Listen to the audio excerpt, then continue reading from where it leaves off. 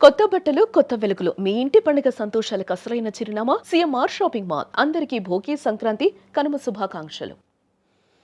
దున్నేవాడిదే భూమి, లాల్ సలాం ఈ నినాదాలు మన దేశంలో తెలియని వారుండరు. స్వాతంత్రం రాకముందు నుంచే పేదవాడి ఆకలి కేకల నుంచి పుట్టిన ఉద్యమం ఇది.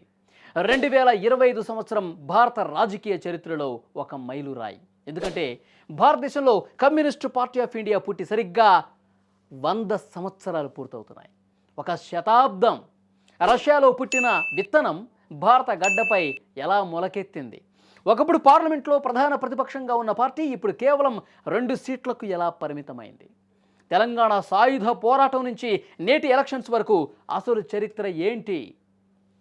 ఈరోజు ఈ వీడియోలో సిపిఐ 100 ఏళ్ల ప్రస్థానాన్ని, విజయాలను, అలాగే గణాంకాల్ని క్లియర్గా విశ్లేషిద్దాం.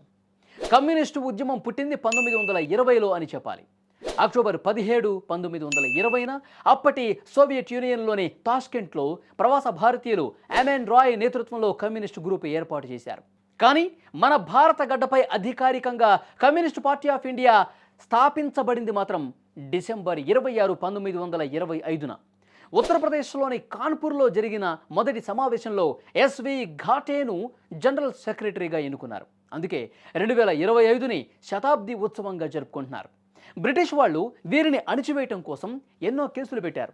ముఖ్యంగా 1929 నాటి మీరట్ కుట్ర కేసు అప్పట్లో ఒక సంచలనం. అయినా సరే పూర్ణ స్వరాజ్ కావాలని అందరికంటే ముందే డిమాండ్ చేసినటువంటి ఘనత వీరిది. సిపిఐ చరిత్రలో సువర్ణాక్షరాలతో లిఖించదగ్గ ఘట్టం ఏదైనా ఉందంటే అది తెలంగాణ రైతాంగ సాయుధ పోరాటం 1946 నుంచి 51 వరకు. నిజాం నిరంకుశ పాలనకి, వెట్టి చాకిరికి, దొరల గడీలకు వ్యతిరేకంగా తుపాకీ పట్టిన చరిత్ర వీరిది. దీని ఫలితం సుమారు 30 లక్షల మంది ప్రజలు ఉన్న 3000 గ్రామాలను విముక్తి చేశారు. దాదాపు 10 లక్షల ఎకరాల భూమిని పేదలకు పంచారు. స్వాతంత్రం వచ్చిన తర్వాత కూడా దేశంలో భూ సంస్కరణలు రావటానికి, జమీందారీ వ్యవస్థ రద్దు కావటానికి ప్రధాన కారణం కమ్యూనిస్టు పోరాటాలే. అంతేకాదు 1957లో కేరళలో బ్యాలెట్ బాక్స్ ద్వారా గెలిచి ప్రపంచంలోనే మొట్టమొదటి ఎలక్టెడ్ కమ్యూనిస్ట్ ప్రభుత్వాన్ని ఏర్పాటు చేసింది సిపిఐ. అప్పుడు ముఖ్యమంత్రి ఈఎంఎస్ నంబూదిరిపాడు గారు చేసిన చట్టాలు పేదల జీవితాలను మార్చేశాయి. ఇప్పుడు అసలు గణాంకాల విషయానికి వస్తే ఒకప్పుడు పార్లమెంట్లో కాంగ్రెస్ తర్వాత అతిపెద్ద గొంతుక కమ్యూనిస్టులదే. 1952 మొదటి ఎన్నికల్లో 16 సీట్లు గెలిచింది. 57లో 27 సీట్లకు పెరిగింది. 1962లో అత్యధికంగా 29 సీట్లు సాధించింది. అయితే 1964లో పార్టీలో సిద్ధాంతపరమైన విభేదాలు వచ్చాయి. దీంతో పార్టీ రెండుగా చీలిపోయింది. అదే సిపిఐ మరియు సిపిఐఎం. ఈ చీలిక తర్వాత సీట్ల సంఖ్య తగ్గుతూ వచ్చింది. 90లలో 12 నుంచి 14 సీట్ల మధ్య ఉంది. కానీ 2014 మోదీ వేవ్ తర్వాత కేవలం 1 సీటుకు పడిపోయింది. రీసెంట్గా 2024 ఎన్నికల్లో కేవలం 2 సీట్లు మాత్రమే గెలుచుకుంది. ప్రస్తుతం మన తెలుగు రాష్ట్రాల్లో చూస్తే తెలంగాణ 119 మంది ఎమ్మెల్యేల్లో కేవలం 1 ఎమ్మెల్యే కోనంనేని సాంబశివరావు గారు, 1 ఎమ్మెల్సీ ఉన్నారు అంతే. ఇక ఆంధ్రప్రదేశ్లో 2024 ఎన్నికల్లో 8 సీట్లలో పోటీ చేసిన 1 కూడా గెలవలేకపోయింది. సీట్లు తగ్గినా రోడ్ల మీద ఎర్ర జెండా బలం మాత్రం తగ్గల.